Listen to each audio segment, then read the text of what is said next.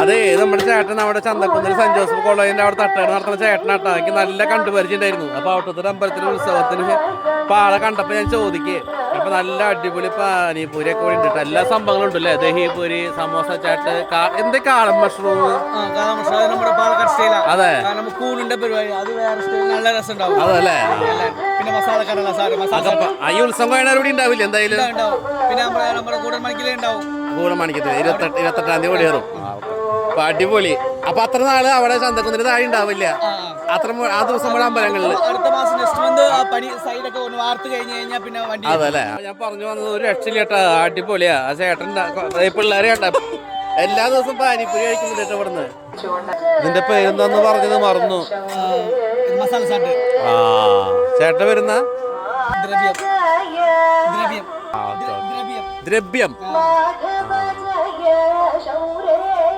പാനിപ്പൂരി സൂപ്പറാട്ടോ. അത് കാരണം പിള്ളേർ അതിന് വേണ്ടി മാത്രം വരാൻ കഴിയും. ഞങ്ങൾക്കല്ലത്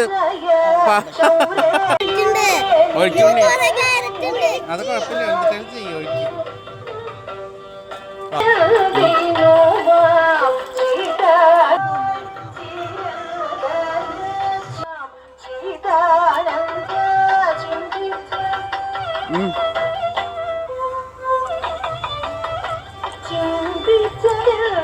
അടിപൊളി. ശരി, പൈസ വേണ്ട അപ്പൊ.